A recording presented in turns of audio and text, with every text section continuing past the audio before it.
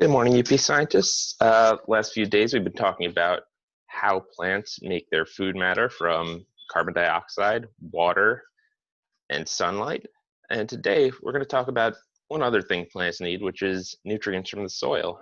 And we're going to talk about how the soil gets there. We're going to investigate that by taking a quick walk in the woods. So we're going to be reading a book today.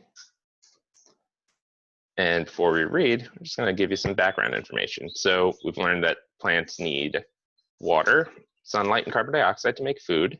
And today we're looking at the soil they grow in, and we're trying to answer this question. Why is the matter that makes up soil different in different places? So remember, as ecologists, we're working to figure out why the Cecropia trees aren't growing and thriving in the soil in the project area. First, let's talk about what we already know about our investigation questions.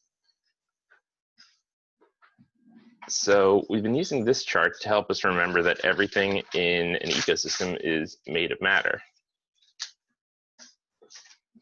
All organisms, as well as non-living parts of an ecosystem, such as the water and the air, are made of matter. This is also true for the soil. Soil is also made of matter. So we can add soil. When I get back home, I will add soil to our chart to remind us that soil is also made of matter. But we know that the matter that makes up soil can be different in different places. So today, we're going to read this book about a soil scientist, Asmaret Assefa-Berry, who shows us how she observes the soil. Through her observations, we're going to find out what kinds of matter make up soil.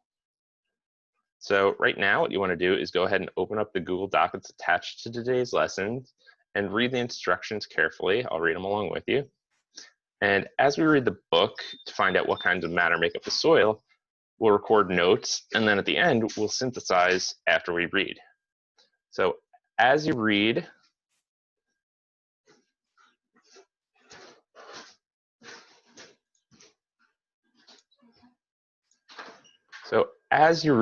Walk in the Woods, think about the questions below.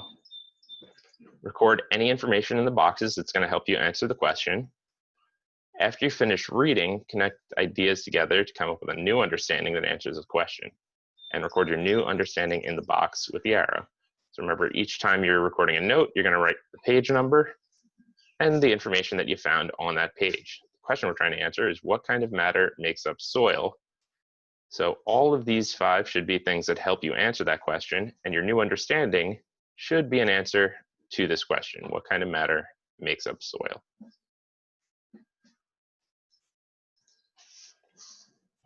So let's go ahead and get into the reading. To get to the book, you're going to use the same login we've been using. Go to your 5th grade Amplify Science bookmark, click Login to Amplify, use our remote learning username and password that are on the screen, scroll all the way down to Ecosystem Restoration, and today we're going to click the purple number 4 to access the Walk in the Woods book. I'm also posting a read aloud video to Google Classroom under the Ecosystem Restoration Unit materials if you'd rather listen and read along with me. So right now you want to go ahead and read the book and record any information about the matter that makes up soil and the pages where you read it in your Google Doc. So once you're done reading and have all your information, let's talk a little bit about decomposers. So take a look at page 10. It's on the screen right now, or you can open your other window back up if you want to zoom in on the picture. And let's just reread this page. So in order to become part of the soil, dead plants and animals need to decompose. What makes them decompose? Decomposers, which are organisms that break down dead things down into smaller and smaller pieces. Decomposers add nutrients and other matter to the soil.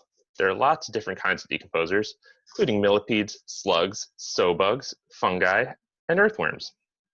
Most decomposers are bacteria and other organisms that are too small to see without a microscope. And so they call them bugs here, but you might know them as pill bugs, roly-polies, potato bugs, or different people call them a bunch of other things.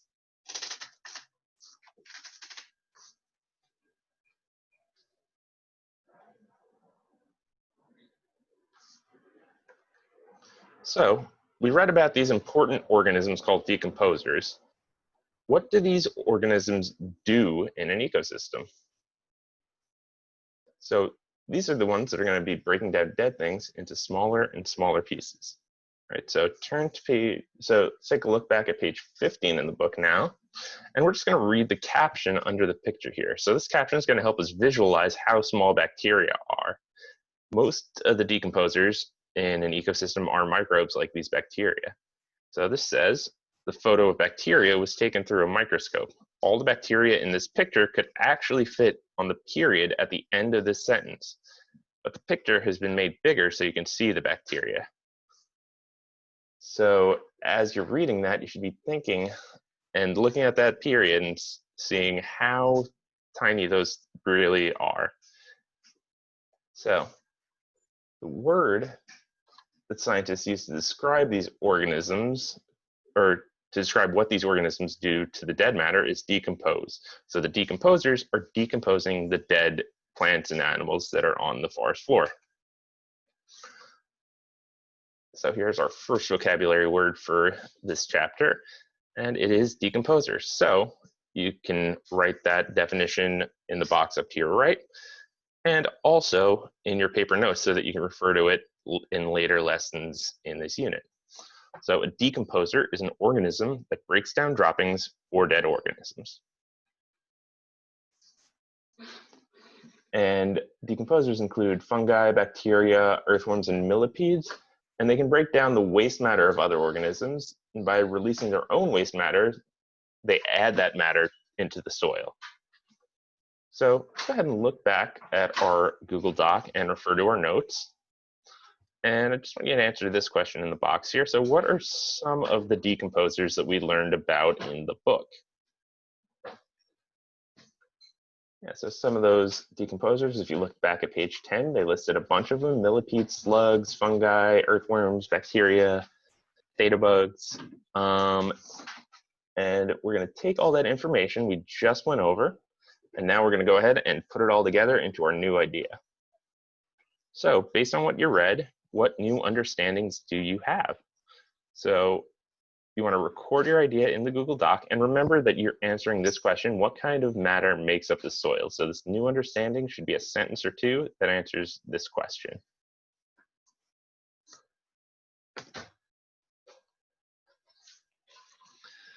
Okay, so to wrap up today's lesson, we read that there are many living things, living and non-living, that make up the matter in soil.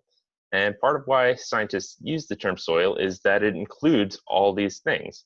So instead of saying just dirt or dust or sand, the soil includes all the living and non-living things that are in the soil. So the bacteria, the little bits of rock, pieces of dead leaves, anything that is in that soil is going to be called soil. So soil is a mixture of rocks, water, air, parts of dead organisms, and tiny living organisms.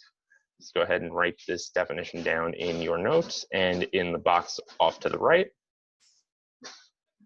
And in the next lesson, we're going to continue in our role as ecologists and explore what makes the soil in the Costa Rican project area different from the soil in a healthy rainforest. So it's going to be it for today. I'll see everybody on Tuesday. Have a good weekend.